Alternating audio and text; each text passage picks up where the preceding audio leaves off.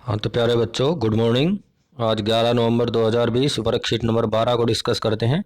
आज का जो हमारा टॉपिक है धातुओं के रासायनिक गुण। इससे पहले आपने धातुओं के भौतिक गुण पढ़े थे कि धातुएं कठोर होती हैं, धातुएं चमकती हैं, धातुएं विद्युत और ऊष्मा की सुचालक हैं, आघातवर्धनीय हैं और तन्य हैं। ये सब भौतिक गुण थे।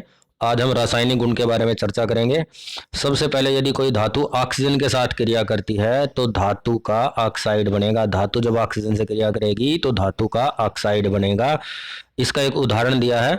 यदि मैग्नीशियम का फीता लेकर या रिबन लेकर हम उसे वायु की उपस्थिति में जलाएंगे तो सफेद रंग की राख के रूप में वह नीचे गिरेगा और वह राख मैग्नीशियम ऑक्साइड होगी। जैसे आपने फुलझड़ी में देखा है, दिवाली पे जब फुलझड़ी जलाते हैं तो तेज सफेद रोशनी उत्पन्न होती है, वैसी ही सफेद रोशनी इसमें उत्पन्न होगी और मैग्नीशियम जलकर मैग्नीशियम ऑक्साइड में बदल जाएगा।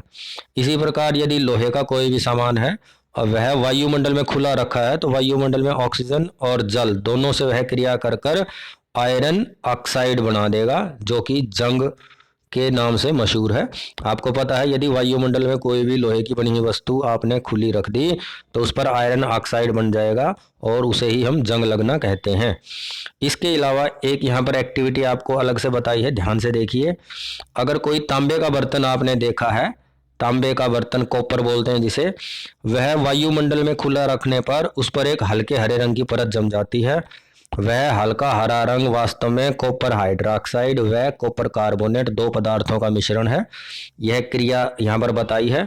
कॉपर, जल, वायुमंडल की ऑक्सीजन व कार्बन डाइऑक्साइड, ये चारों चीजें रिएक्शन कर कर कॉपर हाइड्रोक्साइड और कॉपर कार्बोनेट दो चीजें बनाएंगी। इसी की वजह से उनका रंग कैसा होता है, हरा। और ये हरे रंग का जो पदार्थ है, यह आप अगर हटाना चाहते हो तांबे के बर्तन से तो आप उस पर नींबू या कोई भी अम्ल रगड़ दीजिए तो ये हरे रंग का पदार्थ वहां से हट जाएगा। इसलिए जब भी तांबे के बर्तन की हम सफाई करते हैं तो उस पर नींबू रगड़ते हैं, क्योंकि उसके ऊपर जो हाइड्रोक्साइड व कार्बोनेट की परत है, वह जो हरे रंग की परत है, वह नींबू से रगड़ने से हट जाएगी। उसके बाद अगला जो टॉपिक है आपका वह है कि जो धातु का ऑक्साइड बना है उसकी प्रकृति कैसी है। प्रकृति का अर्थ है या तो वह अम्लीय होती है या वो क्षारीय। लेकिन रासायनिक क्रियाओं में चेक करने पर यह पता लगा कि जो धातु का ऑक्साइड है वह हमेशा क्षारीय प्रकृति का होता है। इसको चेक करने के लिए आपको एक टेस्ट ट्यूब या कोई भी बर्तन में पानी लेकर उसमें जंग डाल देना। आपने जंग जब पानी में घुल जाए तब आपने उसके अंदर लाल लिटमस डाल देना है। तो आप देखोगे लाल लिटमस एकदम से नीला हो गया। लाल लिटमस नीला होने का अर्थ है वह क्षारीय प्रकृति का है। तो धातु के ऑक्साइड क्षारीय प्रकृति के होते हैं, ये बात आपको याद रखनी है। और अगर आपके पास लाल लिटमस नहीं है तो आप हल्दी का भी प्रयोग कर सकते हो।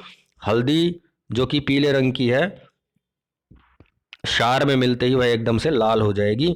इसलिए आपने जंग को पानी में घोलना है और उसमें हल्दी का पाउडर डाल देना है। तो आप देखोगे हल्दी जो पीले रंग की थी वो एकदम लाल हो गई। इसका मतलब धातु के ऑक्साइड कैसे होते हैं, क्षारीय। इसके बाद नंबर 3 है आज की रासायनिक क्रिया कि धातुओं की जल से अभिक्रिया करवाएंगे। यदि कोई भी धातु पानी या जल से रिएक्शन करेगी तो हाइड्रोजन गैस वहां उत्पन्न होगी और धातु का क्या बन जाएगा, ऑक्साइड। और कुछ धातुएं बहुत ज़्यादा क्रियाशील हैं, जैसे सोडियम धातु, वह वायुमंडल के संपर्क में आते ही एकदम से रिएक्शन करती है और वह आग पकड़ लेती है। इसीलिए हम सोडियम धातु को हमेशा मिट्टी के तेल में डुबो कर रखते हैं। तो लोहा थोड़ा धीरे से रिएक्शन करता है, इसलिए हम उसको हमेशा पेंट करके जंग से बचाते हैं।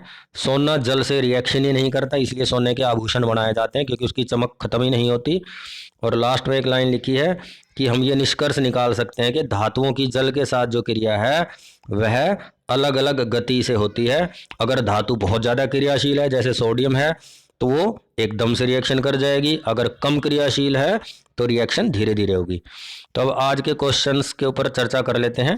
पहला क्वेश्चन है आपका, सोडियम धातु को मिट्टी के तेल में क्यों रखा जाता है। देखिए ये आपको यूं का यूं क्वेश्चन का आंसर मिलेगा।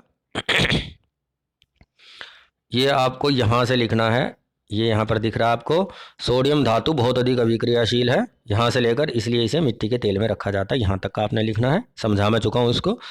मैग्नीशियम रिबन को जलाने पर क्या बनता है। देखिए ये आपने यहाँ से लिखना है, मैग्नीशियम रिबन को वायु में जलाने पर सफ़ेद रंग की राख के रूप में मैग्नीशियम ऑक्साइड बनता है। ये आपने यहाँ तक का लिखना है। दूसरा क्वेश्चन हो गया। तीसरा क्वेश्चन है, लोहे के दरवाजे व खिड़कियों को पेंट क्यों किया जाता है? यह आप अपने आप लिखोगे, जंग से बचाने के लिए। जंग से बचाने के लिए, यह आपका तीसरे प्रश्न का मेन उत्तर है।